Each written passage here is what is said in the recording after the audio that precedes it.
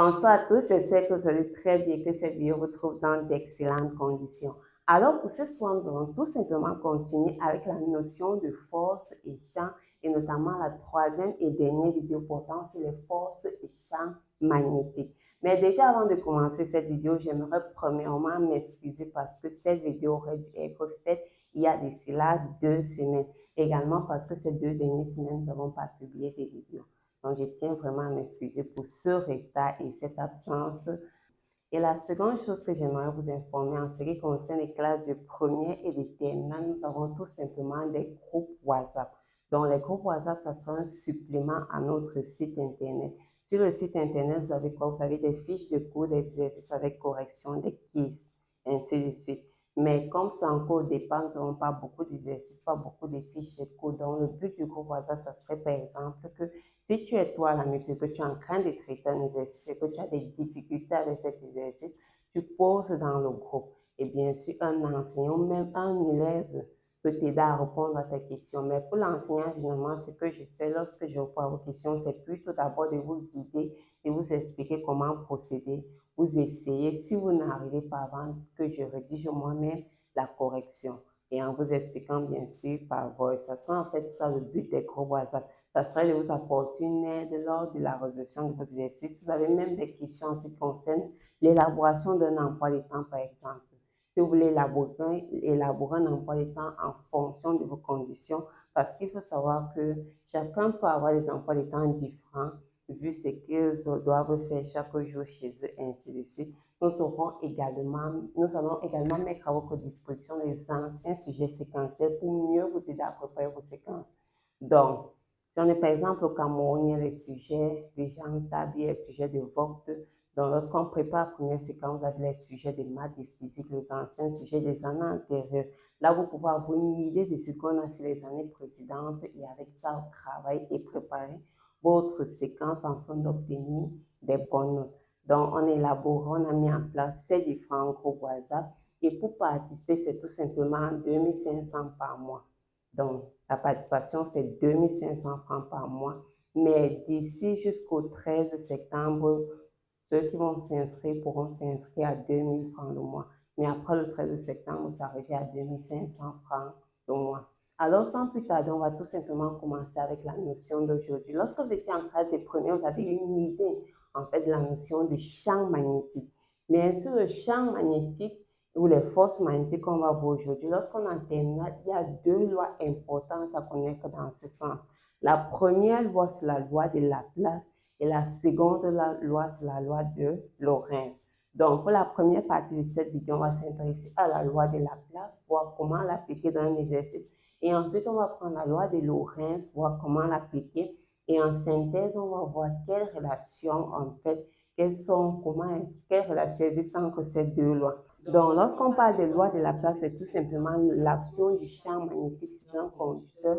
N'oubliez pas qu'on a dit que le champ magnétique est créé à un endroit où il y a une force magnétique, comme le champ électrique serait créé à un endroit où il y a une force électrique, de même que le champ gravitationnel est créé à un endroit où il y a une force gravitationnelle. C'est la même chose pour le champ magnétique. C'est-à-dire que notre but ici, ton but, c'est notamment de savoir représenter que ce soit le champ, comment est-ce qu'il se dirige, que ce soit la force, et par exemple, les calculs, bien de trouver d'autres éléments. OK. Alors, pour notamment illustrer cette loi, ce qu'on fait généralement, c'est qu'on prend une cuve dans laquelle on met du mercure. Donc, on met du mercure parce que le mercure, c'est un très bon conducteur et de surcroît, le mercure laisse en fait, il ne pose pas des résistances au mouvement de notre tige. Donc, quand la tige veut se déplacer, la présence du mercure ne gêne pas le mouvement de notre tige. Donc, ici, j'aurai tout simplement ma tige qui va se trouver à la position de départ. Dans une tige, vous pouvez assigner ça, par exemple, prenons un bâton qui se trouve ici. Lorsqu'on a ceci, on aura l'intensité du courant, on aura un générateur, et on va laisser ça comme ceci. Donc, supposons que l'ensemble se trouve dans un champ magnétique. Bien. Comme c'est un champ magnétique, ça veut dire qu'il y aura une force magnétique. Comment la représentes-tu? La première chose que tu dois comprendre, c'est tout simplement que s'il n'y a pas de courant, donc si le générateur est fermé, c'est-à-dire le courant ne circule pas, la tige va rester comme elle est, donc droite à sa position d'équilibre. Mais s'il y a le courant, c'est-à-dire que si nous avons un courant qui circule comme ceci, il va se déplacer, ça ce côté positif, il va se déplacer comme ceci, alors il va permettre que la tige se déplace d'un sens ou d'un autre. Pour trouver dans quel sens elle se déplace, vous allez utiliser la règle de la main droite que j'ai expliquée dans une vidéo. Donc, je vais mettre le lien tout simplement en haut. OK. Cette règle nous dit quoi? La paume de main, c'est notre champ. Ceci, c'est l'intensité. Et ceci, c'est tout l'intensité, la vitesse. Et ceci, c'est tout simplement la force. Or, ici, on a quoi? On a un champ, pardon. N'oublions pas le vecteur. On a un champ magnétique qui est comment? Un champ magnétique qui est sortant. Donc, si j'ai un champ magnétique sortant, l'intensité va venir, ça va se diriger dans ce sens-ci. Donc, quand ça arrive ici, ça touche où? Ça touche notre tige. Donc, notre intensité du courant. Donc, c'est au moment de la tige que nous intéressons. Ici, ça circule jusqu'en dessous, ça va venir comme ceci. Ce qui fait que l'intensité est descendante. Le champ est comment? Le champ est sortant. Ça veut dire que la force qui sera créée sera dirigée dans ce sens-ci. Donc, la force va se déplacer comme ceci. Donc, si je veux représenter ma force, ça serait tout simplement ma tige se déplace comme ceci. Donc, la force créée, c'est toujours au milieu de la tige que vous allez représenter votre force. Donc, ici, je vais tout simplement, vu que toute la tige, donc si par exemple la moitié de la tige est dans le champ magnétique, pour représenter la force se représente au milieu de cette moitié-là, donc dans un quart. Mais comme ici, c'est toute la tige qui se trouve dans le champ magnétique, ça veut dire que c'est le milieu où vous allez représenter votre force magnétique. Je vais appeler la force la F. Elle serait perpendiculaire. L'intensité du courant à l'intensité du courant I. Donc, pour trouver ceci, vous utilisez le courant passe comme ça. Le champ est comment? Le champ est sortant. Donc, la force est dirigée dans ce sens. Il fait monter. Donc, il y a quoi? Il y a un angle de déviation. On calcule souvent ça dans l'exercice. On va appeler l'angle là alpha, la déviation, qui s'est créée entre ces deux positions-ci. Bien. Donc, à part ceci, si on veut reformuler, l'énoncé de la loi de Laplace dit quoi? Une portion de conducteur de longueur L parcouru par un courant d'intensité I et placée dans un champ magnétique uniforme B est soumise à une force électromagnétique dite force de Laplace, et on a tout simplement notre force de Laplace qui est I vectoriel B. Or, vectoriel se dit quoi? Se dit tout simplement que ça c'est I, L, B, sinus de l'angle entre I, L et B. C'est tout simplement ceci. Sinus de l'angle, comme le sinus peut être positif ou négatif, pour l'expression, la norme, on va mettre la relation. N'oubliez pas, on a dit l'angle entre I et L. Comme L, c'est une valeur positive, c'est la longueur de la tige, c'est entre I et le champ. Or, ici, qu'est-ce qu'on a? Ce champ est perpendiculaire, ici, c'est perpendiculaire. Dans l'angle, ce n'est pas la déviation, c'est l'angle entre I et L, donc le vecteur I qui est comme ceci et le champ qui est comme ceci. Dans ce cas de figure, c'est pi sur 2. Au moins, oui, pi sur 2. Donc, ne confondez pas l'angle, c'est là et la déviation, c'est différent. Donc, pour voir comment appliquer ceci, passons à un exercice d'application. Alors, notre exercice d'application nous dit ceci. Un fil de cuivre rigide rectiligne homogène de longueur R est susceptible de se mouvoir dans un plan vertical autour d'une de ses extrémités. L'autre extrémité plongée dans un bac de mercure qui permet de maintenir le contact électrique avec un générateur. L'intensité du courant dans le cuivre est I. Le dispositif est plongé dans un champ magnétique uniforme B, horizontal et orthogonal au plan de la figure. Un Que se passera-t-il lorsque petit a I égale à 0, B différent de 0, petit b, I différent de 0, B égale à 0, petit c, I différent de 0 et B différent de 0. Alors, prenons la première question. Voici notre tige qui se trouve dans du mercure. Voilà notre générateur. On a tout simplement un champ.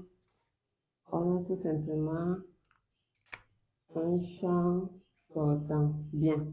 OK.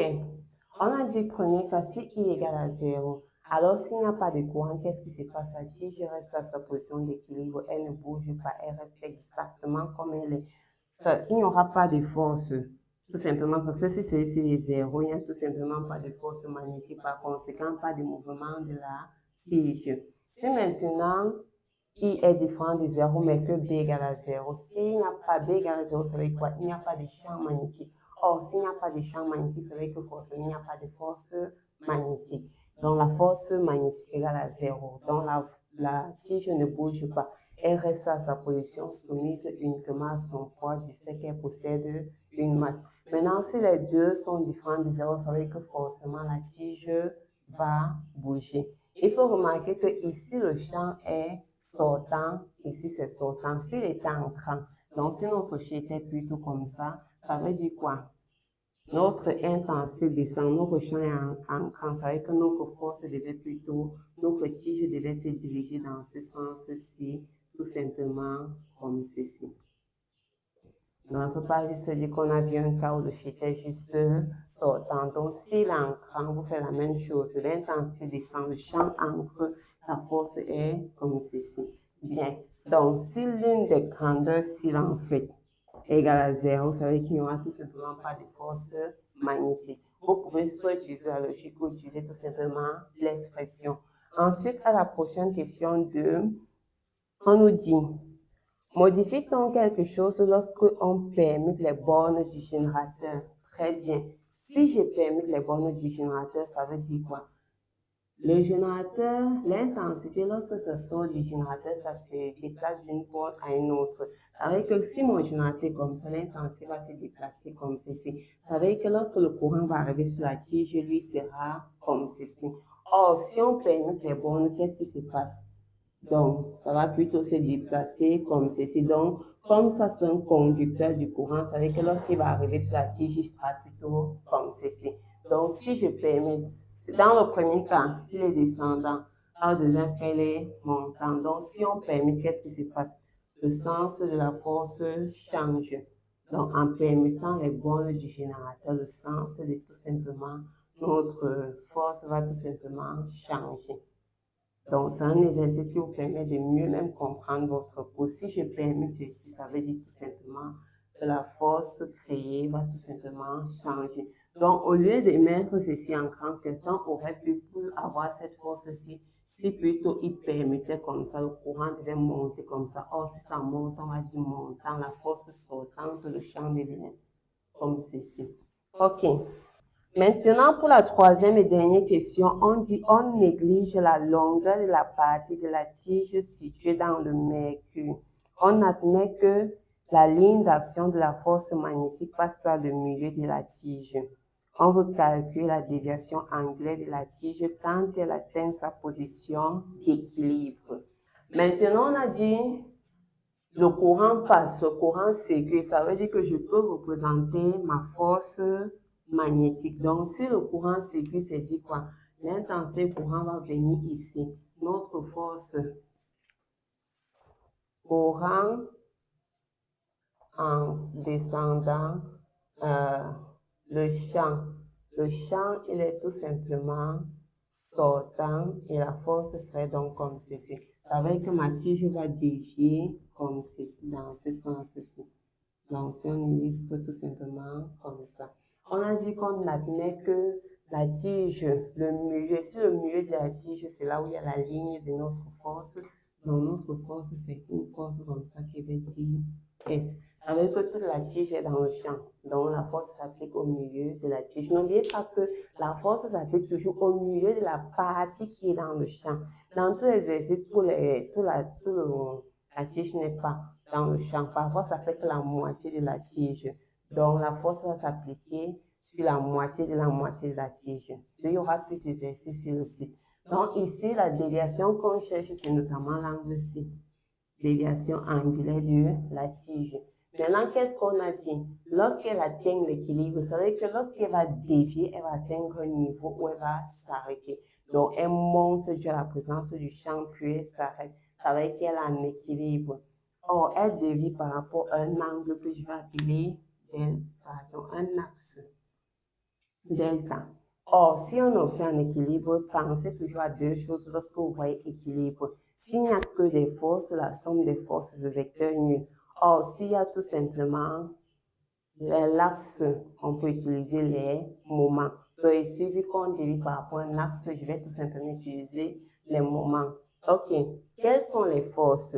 La tige, on n'a pas négligé le poids de la tige et en plus, dans les données, on a donné le poids. Ce qui veut dire qu'on ne néglige pas la masse de la tige, donc il y aura forcément le poids P. Donc ici, si j'applique, on va dire quoi? 3 à l'équilibre, la somme des moments appliqués à l'équilibre. Ok, la somme des moments égale à 0. Ça veut dire quoi?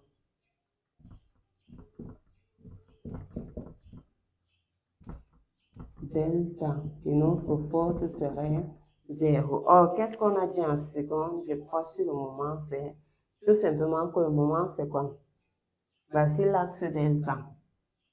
Il faut déjà choisir une direction. Donc, prenons ceci. Supposons qu'on dévie dans ce sens, que ce sens positif. Donc, la force est de bon sens. Mais le poids, lui, veut ramener la force vers le bas. Il est dans le sens moins. Ok, maintenant, moins le poids.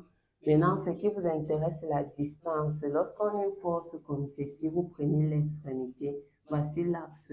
Donc, vous cherchez là où il y aura perpendiculaire. Il y aura un perpendiculaire ici.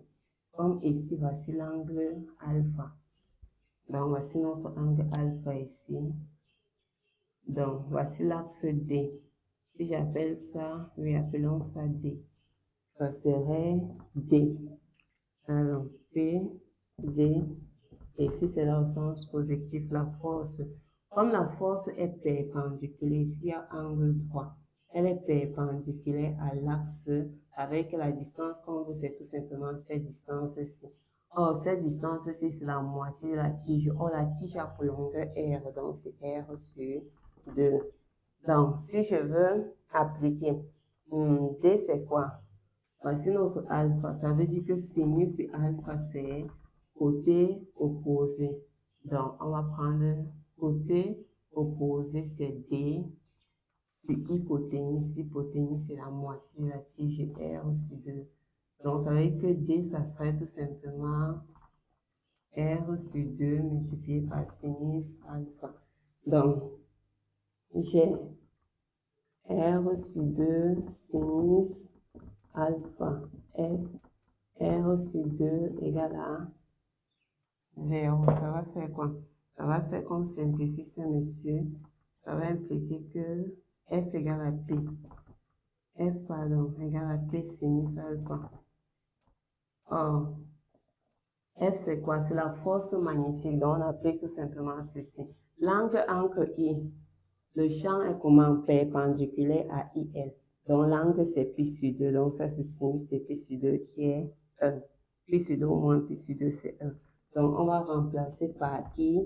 La longueur de la tige ici, c'est R.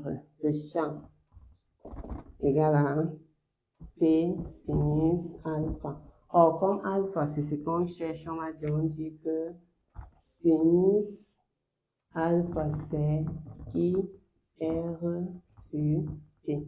Donc, alpha, ça serait tout simplement sinus moins 1 de I RB sur P. Ok, l'intensité, on vous a donné, donc si je dis IR B sur P, ça va faire intensité, on m'a dit 6. Pour qu'on convertit, c'est 6 fois 10 exposant moins 2. Et le champ, on m'a dit 2 fois 10 exposant moins 2. Sur la force qui est 8 fois 10 exposant moins 2. Donc ceci simplifie ceci. On savait 10 exposant moins 1. Ceci 2 simplifie. Il reste avec 3 demi fois 10 exposant moins 1, donc ça va faire 0,15. Donc, c'est sinus moins 1 de 0,15. Donc, c'est bien comme ceci soit 0,15 parce que le sinus est compris entre moins 1 et 1. Si tu trouves par exemple quelque chose comme 1,15, ce n'est pas bon parce que le sinus est compris entre moins 1 et 1. Donc, je vous laisse à l'application numérique parce que je n'ai pas de calcul sur moi.